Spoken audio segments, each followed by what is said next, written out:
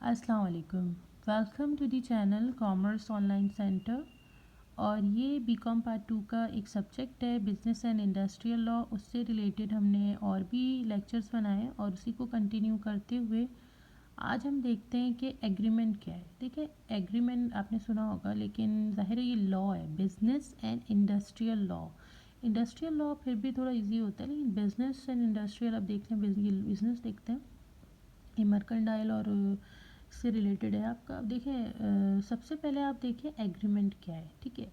अब यहाँ देखें, सेक्शंस आपको याद रखने होते हैं क्योंकि लॉ में जो है वो सेक्शन होते हैं। तो सेक्शन 2E के अकॉर्डिंग देखते हैं क्या डिफाइन करता है। Agreement and every promise and every set of promise forming the consideration for each other is an agreement. मतलब आप इसको कह सकते हैं कि कोई भी प्रॉमिस हो या कोई भी एक तरीके से पूरी एक फॉर्मेशन हो किसी भी चीज़ की कि भाई ये चीज़ आपको करनी है। आप जब कोई घर लेते हैं किराए पे तो वो भी एक एग्रीमेंट होता है, ठीक है। रेंट पे जिस तरह से एग्जांपल है यहाँ पे आप देखें, it means every promise is an agreement. कोई भी जो प्रॉमिस होता है वो आप उसको कह सकते हैं कि वो एग्रीमेंट है, ठीक है। If it form a consideration for both parties, और ये दोनों पार्टीज़ की म्यूचुअल अंडरस्टैंडिंग से जो है वो एग्रीमेंट किया जाता है। If a promise form no consideration for both parties it can not become an agreement.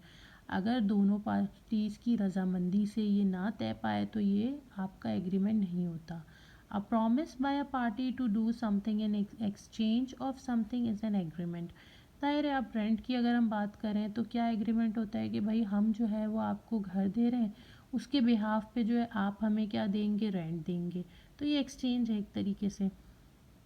अब इसमें देखें दूसरी डेफिनेशन को किस तरह एक्सप्लेन किया गया है यहाँ पे।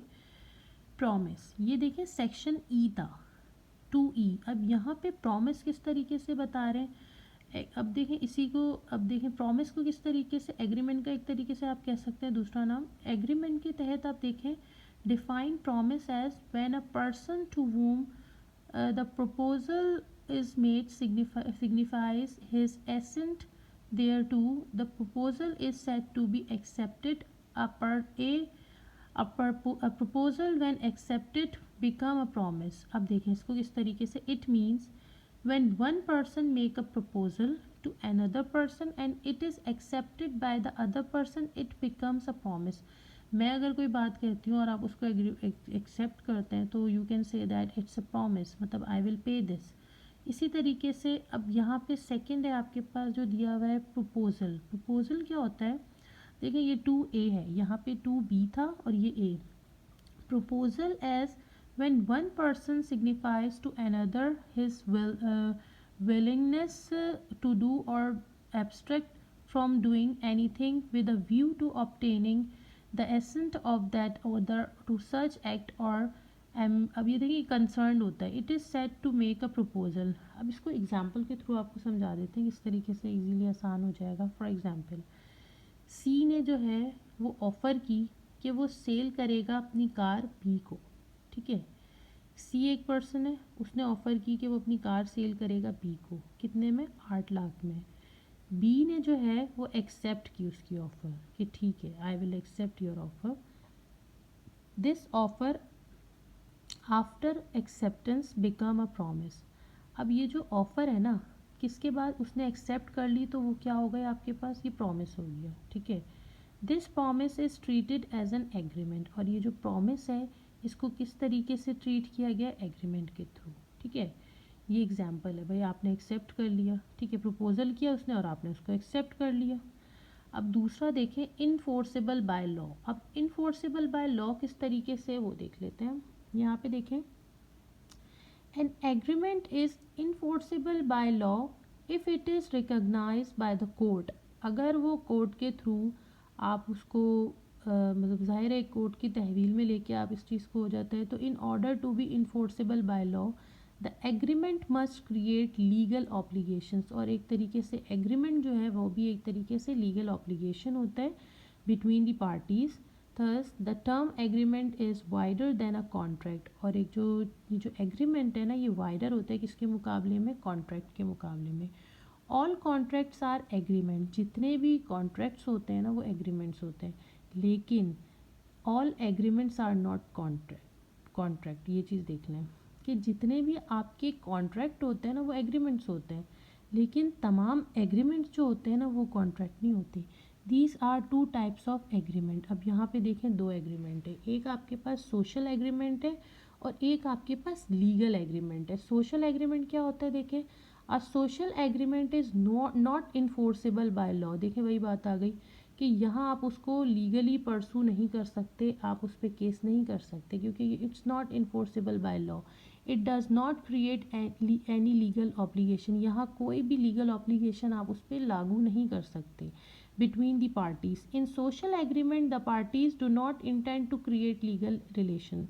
अब इसमें क्या होता है कि आप उसमें जो है ना कोई भी उसको किसी भी तरह से ना आप उसको लीगली प्रूफ नहीं कर सकते, ठीक है। It's a social agreement, that's why you cannot नॉट सू, मतलब आप केस नहीं कर सकते।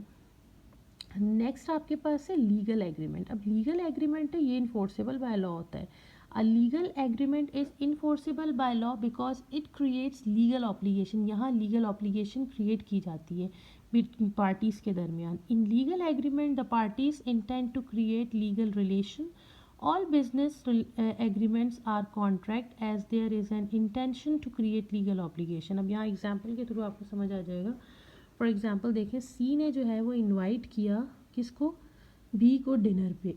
ए ने जो बी ने जो है वो एक्सेप्ट कर ली invitation but does not attend, लेकिन वो अटेंड नहीं कर पाया, ठीक है। इट्स अ सोशल एग्रीमेंट, जाहिर है सोशल है। सी कैन नॉट सू बी, उस पर जाहिर है वो केस तो नहीं कर सकता फॉर डैमेजेस कि भाई तुमने मुझे इनवाइट किया था और मैंने तो सारा खाना वाना सब बना लिया था लेकिन तुम नहीं आए तो मेरा खाना तो ज़ाया हो गया, डैमेज हो गया, मेरी तो cost.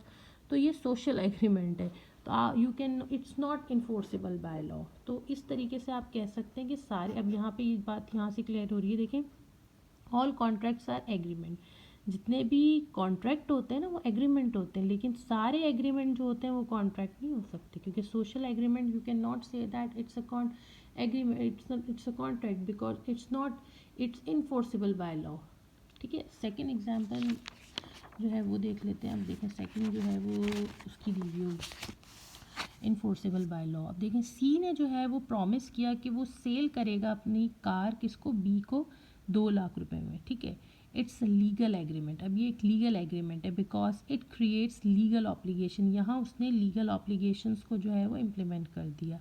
This agreement is a contract. अब ये जो एग्रीमेंट है ये कॉन्ट्रैक्ट है और ये इन्फोर्सेबल बाय लॉ है, ठीक है। तो इस तरीके के जो कॉन्ट्रैक्ट होते हैं वो सोशल एग्रीमेंट्स नहीं, एग्रीमेंट में नहीं आते। बट अगर इस जो सेकंड केस था उसमें आप कह सकते हैं कि ये क्या है आपके पास, ये एक तरीके से इन्फोर्सेबल बाय लॉ है, ठीक है। तो ये एक छोटी सी डेफिनेशन थी। इंशाल्लाह मज़ीद जो है वो लॉ से रिलेटेड भी जो है वो हम 5 ईयर को फोकस करेंगे और मोस्ट इंपॉर्टेंट क्वेश्चंस को जो है वो ज़्यादा डिस्कस करेंगे, ठीक है। थैंक यू वेरी मच, अल्लाह हाफिज़।